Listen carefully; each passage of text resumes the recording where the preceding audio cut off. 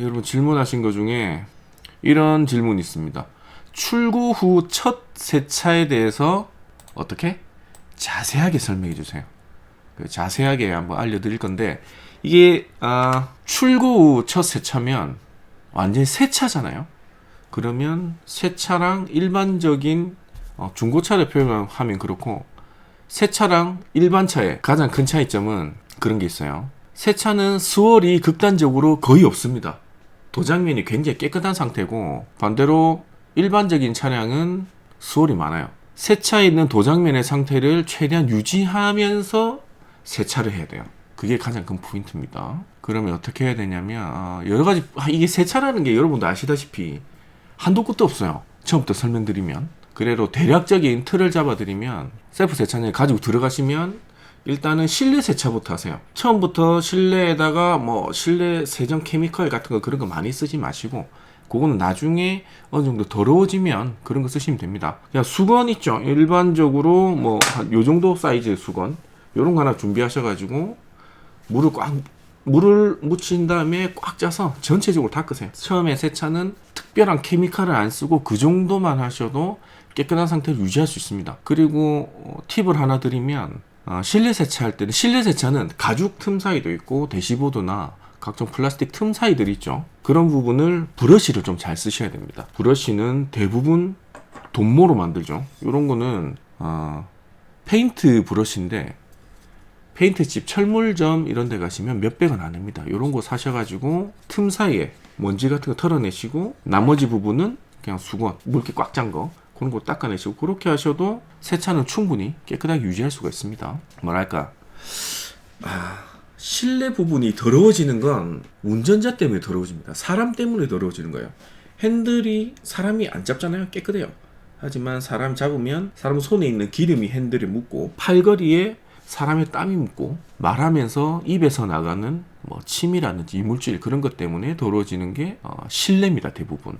그래서 운전석 위주로 디테일링, 실내 같은 경우는 운전석 위주로 디테일링 시간에 거의 80% 이상, 90% 이상 쓰시는 게 맞습니다. 조수석에도 사람이 많이 안 타고 뒷좌석에도 사람이 많이 안 타면 해보시면 아시겠지만 거의 디테일링 할 그게 없어요. 운전석 위주로 하시면 되고요. 그리고 세차장에, 셀프 세차장에 처음에 딱 들어가면 그런 말들이 많죠. 고압수는 위에서부터 밑으로 쏴야 된다. 아니다, 밑에서부터 위로 쏴도 상관없다. 그런 게 있는데 아무데나 하세요. 세차라는 거는 제 생각은 그렇습니다. 일단은 재미있게 해야 돼요. 재미가 있어야 세차를 합니다. 세차를 하다가 포기하는 경우는 이 세차를 하고 나서의 만족감과 힘듦이 밸런스를 못 맞춰서 세차를 하다 포기하는 경우가 많습니다. 그러면은 만족감 같은 경우는 그렇죠. 사람들이 세차를 딱 하고 나면 사람마다 다 느끼는 감정은 달라요. 이게 정말 만족스럽다. 와, 오늘 정말 좋네 라고 느끼는 사람도 있고, 어떤 사람은 그냥 깨끗하네 이 정도만 느끼는 사람도 있는데, 힘듦은 사람마다 이것도 다 달라요. 어떤 힘듦이 있느냐, 첫 번째는 육체적인 힘듦이 있어요. 물리적인 힘듦. 세차를 20대 때는 3시간, 4시간, 5시간 하다가 지금은 그렇게 못하죠. 물리적으로 힘듦이 있고요. 그리고 정신적으로 힘든 경우가 있습니다. 이 물왁스를 발랐는데 이게 얼룩이죠. 그리고 스트레스 받고, 요만한 뭔가 스톤칩 요만한 거 생겼는데 그거 보면 스트레스 받고, 그런 정신적인 힘듦이 있고, 세 번째 힘듦은 경제적 힘듦. 나의 지갑이 힘든 거죠. 그런 모든 힘듦과 만족감이 이렇게 밸런스를 이루어야 세차를 오래 할 수가 있습니다. 이런 마인드를 가지고 세차를 하시는데, 일단 세차 프로세스로 설명을 드리면 저도 너무 디테일하게는 설명을 안 하는 걸 좋아해요. 왜냐하면 사람마다 다 다르기 때문에. 힘듦을 느끼는 정도도 사람마다 다 다르고, 만족을 느끼는 정도도 사람마다 다 다릅니다. 그래도 디테일하게 자세하게 설명해달라고 하셨으니까 설명을 드리면, 처음에 차를 입고하시면 고압수를 한번 쏘세요. 그리고 휠부터 작업하시는 걸 추천드립니다. 저 같은 경우는. 왜냐면 휠이 좀 힘들어요. 쪼그려 앉아서 해야 되고 작은 면적을 하는데 상당히 오랜 시간이 듭니다. 그래서 우리가 처음에는 체력이 이만큼 있을 때 휠을 좀 해놔야 나중에 체력이 빠졌을 때 우리가 휠을 하려고 하는 힘듦보다 처음에 하는 게 좀 낫다 이거죠. 그래서 휠은 처음에 하는 걸 좀 추천드리고요. 휠 어느 정도 하고 이제 프리워시를 하겠죠. 프리워시 같은 경우에는 우리가 폼을 쏠 수도 있고, 압축 분무기를 할 수도 있고 자동 분무기를 할 수도 있는데 어떤 게 나으냐 하고 싶은 거 하시면 됩니다. 어떤 게 무조건 좋고 어떤 게 무조건 나쁘다 그런 거 없습니다. 좀 편한 걸 하시면 되고 그 세 개 중에 가장 편한 거는 자동 분무기입니다. 요즘 자동 분무기도 많이 나오죠. 중국산도 있고 국내 생산품도 있고 자동 분무기를 하시는데 폼을 하든 압축 분무기를 하든 자동 분무기를 하시든 최대한 도장면에 있는 이물질들을 많이 불리는 게 좋습니다. 그러면 어느 정도 불려야 하는 것인가? 그렇죠. 이거 분무기 뿌려놓고 계속 불리느냐? 아니에요. 도장면에 폼이 붙어있든 어떤 액상이 붙어있든 그게 도장면에 붙어있으면 반응을 해요. 하지만 도장면이 쭉 흘러내리면서 건조한 면이 나오잖아요. 그러면 거기는 반응을 안 하는 겁니다. 거기는 끝난 거예요. 그래서 더 그런 면이 나오면 더 오래 기다릴 필요 없습니다. 저 같은 경우는 세차할 때 그 상태가 좀 안 좋다. 그럼 압축 분무기, 자동 분무기죠. 자동 분무기에 넣어놓고 여러 번 해요. 한 바퀴 돌고 조금 있다가 또 건조한 부분 나오면 거기만 또 조금 더 해서 또 한 바퀴 또 돌고 두세 바퀴씩 돕니다. 뭐 그렇게 하는 방법도 있어요. 아무 상관없습니다. 한 번만 하셔도 되고 두세 번 하셔도 되고 여러분 마음대로 하시면 됩니다. 그 다음에 고압수로 한번 쏘겠죠. 위에서 밑으로 쏘시든 밑에서 위로 쏘시든 상관없어요. 그러니까 고압수를 차가 있으면 위에서부터 이렇게 밑으로 쏘는 방식의 장점은 같은 물의 양을 사용했을 때 도장면에 더 많은 면을 흘러내리게 할 수 있는 그런 장점이 있지만 단점은 이게 고압수를 내가 여기 지나갔는지 안 지나갔는지 그걸 모르는 단점도 있습니다. 그래서 고압수를 아래쪽부터 이렇게 쏘아 올리는 그런 방법을 쓰셔야 돼요. 이런 방법을 쓰시면 내가 여기로 고압수를 쏘았는지 안 쏘았는지 확실하게 알 수 있는 그런 장점도 있어요. 고압수 한번 쏘시고 이제 미트 세차를 들어가겠죠. 미트 세차도 마찬가지입니다. 양모를 하시든 스펀지 하시든 셔닐 방식을 하시든 아니면 삼중모를 하시든 제가 볼 때는 큰 차이는 없습니다. 포인트는 사람마다 이것도 사람마다 달라. 이게 세차라는 게 딱 정해진 게 없는 게 어떤 사람은 한 판씩 나눠 본넷 한 판 이렇게 해서 하고 미트 세척하시고 그 다음에 휀다 한 판 문짝 한 판 이렇게 한 판씩 해서 미트를 세척하시는 분도 계시고요. 저 같은 경우는 차를 이렇게 반으로 나눕니다. 그래서 위쪽은 덩어리 이물질이 없는 부분이에요. 실제적으로 차를 정확하게 반이 어디냐 하면 차마다 달라요. 이건 차주분은 알아요. 내 차의 반은 이쯤이구나. 여기 밑에는 굉장히 큰 이물질들이 있구나. 뭐 그런 게 있습니다. 그걸 나눠서 저는 윗부분 하면서 두세 번 정도 밑에 세척하면서 윗부분 돌고요. 그 다음에 아랫부분만 따로 돕니다. 그건 미트를 바꿔서 하셔도 되고 미트 하나로 하셔도 되고 요즘 미트 싼 거 있잖아요. 뭐 그런 거 쓰시면 됩니다. 그리고 미트질을 하실 때 너무 열심히 하지 마세요. 이게 미트질을 뭐 이게 탁 도장면에 이상이 딱 묻었잖아요. 그걸 지우려고 미트질 또 하고 또 보고 막 세게 이렇게 미트질 문지르고 하시면 그 행위 자체가 도장면에 스크래치 만들 수도 있습니다.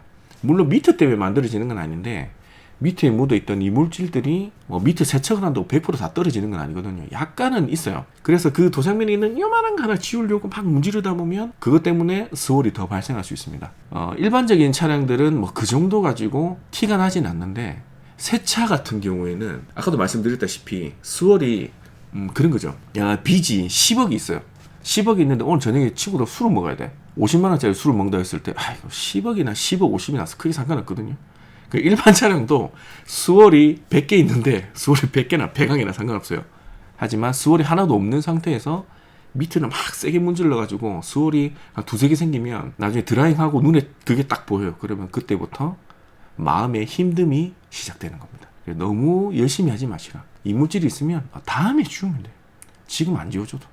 자, 그렇게 미트질 하시고 그 다음에 고압수 하시는 거죠. 위에서부터 하시든 밑에서부터 하시든 편하게 하신 다음에 마지막 드라잉은 제가 세차하는 모든 프로세스 중에 가장 중요하게 생각하는 게 드라잉입니다. 대부분 제 생각입니다. 대부분 도장면에 발생하는 스월은 수건 때문에 발생을 해요. 그러면 드라잉을 할 때 수건으로 인한 스월이 발생을 안 하려면 어떻게 해야 되느냐? 사실상 한 가지 대원칙만 지키시면 됩니다. 건조한 어떤 것도 도장면에 닿게 하지 마세요. 예를 들어 뭐 겨울에 손이 약간 푸석푸석 하잖아요.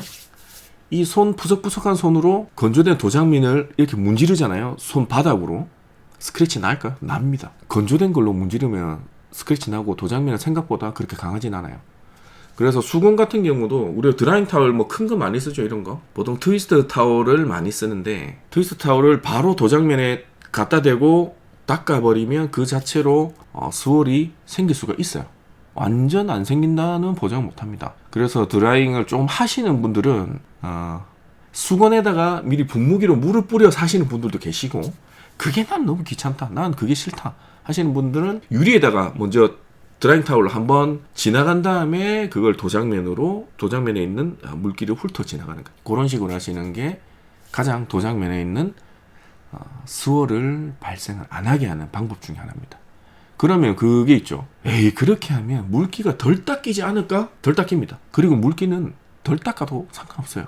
왜냐? 우리는 뭔가를 할 거잖아요. 물왁스를 바르든 뭐 QD를 바르든 어떤 걸 바르잖아요. 그래서 저 같은 경우에는 물기를 한 90% 정도만 닦아요. 대충 이렇게 닦고 나서 물기가 눈에 보여도 그거를 더 이상 드라잉 타올로 도장면에 이렇게 문질러서 이렇게 닦지 않습니다. 그냥 그 상태에서 이런 작은 수건에다가 물왁스 많잖아요. 물왁스 아무거나 해서 저는 생각보다 많이 뿌립니다. 보통 테스트 할 때는 3번씩 공평히 뿌리겠습니다라고 뿌리는데, 실제로 제차할 때는 한 대여섯 번 뿌려요. 그래가지고 이 약간 젖어있는 요걸 가지고 남아있는 몇 방울의 물기를 닦으면서 이렇게 드라잉을 하는 거예요. 이렇게 하시면 도장면에 있는 스월을 최소한으로 만들면서 드라잉을 할 수가 있습니다. 이 정도만 지켜주시면 돼요. 그리고 송풍기 같은 거 있으면 사이드 미러나 아니면 뭐 유리 몰딩이나 주유구 이런 데 송풍기를 한 번씩 불어주시고 뭐 그렇게 하시면 됩니다. 아니, 세차라고 해서 뭔가 특별한 방법이 있는 게 아니라 일반 차량보다 좀 더 스월에 민감하게 기본적으로 나는 이 도장면의 상태를 그대로 유지하겠다 라는 생각을 좀 가지고 하시면 확실히 시간이 뭐 2년, 3년, 4년 지나도 그 상태를 유지할 수가 있습니다. 그렇게 하시면 될 것 같아요. 세차는 뭐 저는 이런 마인드를 가지고 합니다. 일단은 내 몸이 힘들면 안 된다. 그런 거죠.